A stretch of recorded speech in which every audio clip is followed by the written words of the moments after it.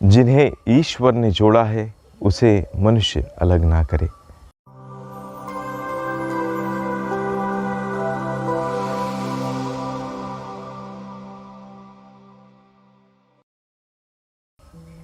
क्रिस्त में मेरे प्रिय भाइयों और बहनों, हम सबों ने हमारे परिवार में अपने बच्चों के या किसी भी बच्चों के आचरण को देखा होगा।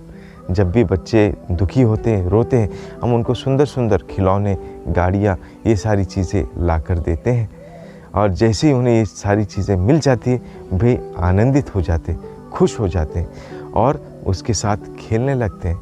लेकिन थोड़े समय बाद वे उब जाते हैं और उब जाने के बाद धीरे धीरे करके हर एक खिलौने का वो पुर्जा तितर बितर करने लगते हैं और एक समय ऐसा आता है कि पूरा खिलौना खुलकर तितर बितर हो जाता है और वे फिर रोने लगते हैं, क्योंकि अब उनकी सोच इतनी बड़ी नहीं है कि फिर से उन टुकड़ों को एक साथ जोड़कर एक फिर से वही खिलौना तैयार कर सके।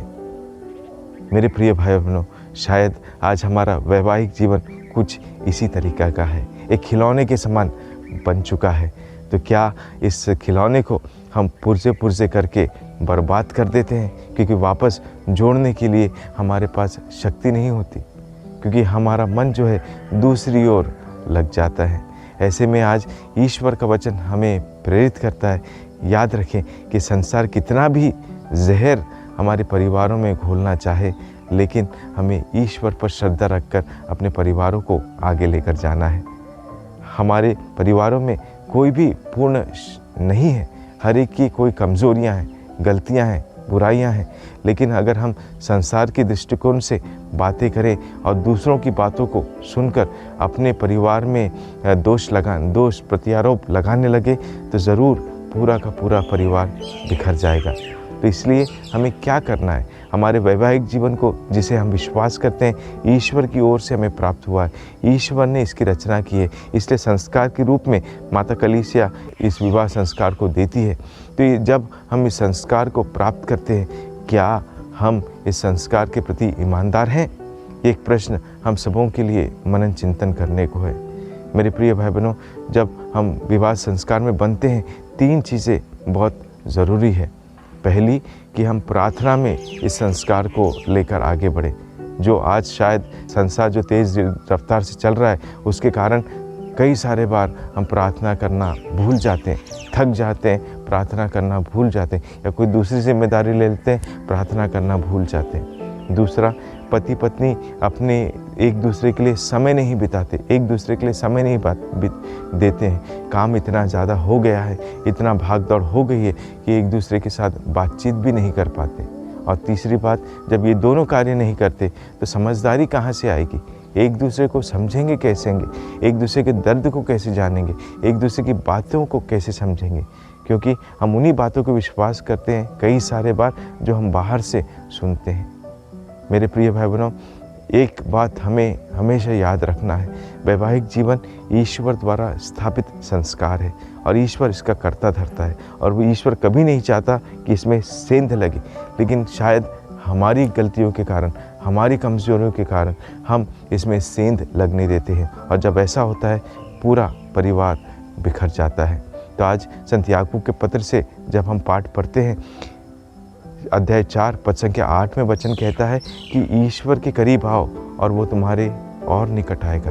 और जब ईश्वर हमारे परिवारों में निवास करेगा तो कोई भी अशांति या दुष्ट आत्मा का प्रकोप या बुराइयां हमारे जीवन में घर नहीं कर पाएगी।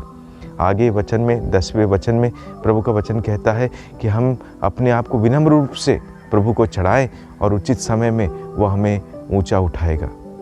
मेरे प्रिय भाई बहनों, विवाह संस्कार जब हम ग्रहण करते हैं, एक बात हमें और याद रखना है कि हमारे जो स्पाउस है, जो हमारा पति है या पत्नी है, उनकी तुलना कभी दूसरे परिवारों से नहीं करना है।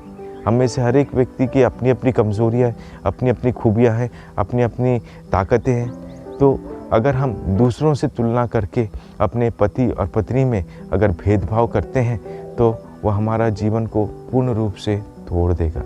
याद रखिए, ईश्वर द्वारा स्थापित जो संस्कार है वो परम पवित्र संस्कार है, बहुत मजबूती वाला संस्कार है और ईश्वर इसका कर्ता धर्ता है, जैसे मैंने कहा। इसलिए इसमें अगर हमें बढ़ना है तो 3 चीज़ों में हमें ज़रूर आगे बढ़ना है। जैसे मैंने शुरुआत में बताया, प्रार्थना, एक दूसरे के लिए समय और एक दूसरे के प्रति समझदारी। अगर हम इन 30 चीज़ों में मजबूत बने रहे तो हमारा पारिवारिक जीवन कभी बिखर नहीं सकता। लेकिन आज संसार इतना मोह माया की ओर हमें लेकर जा रहा है कि हम सबसे पहली बात, एक दूसरे के लिए समय ही नहीं है। आज हम लोग घरों में भी जब रहते हैं कि शायद हमारे मोबाइल फ़ोन्स में बिज़ी रहते हैं या टीवी देखने में बिज़ी रहते हैं या कोई अन्य अपना व्यक्तिगत काम में बिज़ी रहते हैं, जिससे हम एक दूसरे के लिए समय नहीं दे पाते, शायद एक साथ बैठकर भोजन भी नहीं कर पाते। तो ऐसे करने में हम कैसे हमारी वैवाहिक जीवन को मजबूती प्रदान करेंगे? हम उसी चीज़ों पर विश्वास करेंगे जो हमें बाहर से कही गई है, और ऐसा करने से हमारे परिवार में हम एक प्रकार का भेद करते हैं या सेंध लगने देते हैं, जिससे परिवार नष्ट हो जाता है। तो आज पवित्र परिवार का उदाहरण लेते हुए, माता मरियम सेंट जोसेफ का उदाहरण लेते हुए, हम ईश्वर से प्रार्थना करें कि हमारे परिवारों को आशीष दे, विशेषकर पति पत्नी को आशीष दे, जो विश्वास से इस संस्कार में बनते हैं, ताकि ईश्वर की कृपा और शक्ति से वे संस्कार को का गहराई को समझे, प्यार में बढ़े और एक दूसरे के लिए जिम्मेदार व्यक्ति बनकर ईश्वर के रचना के कार्य को आगे बढ़ाने में अपना योगदान दे। आइए इस कृपा के लिए हम ईश्वर से प्रार्थना करें और विशेषकर आज सभी पति पत्नियों के ऊपर आशीष मांगते हैं कि प्रभु उन्हें विश्वासी ज़िंदगी भर एक दूसरे के प्रति विश्वासी बने रहने में मदद करे। माता मरियम हमारे लिए मध्यस्थता करे। आमीन।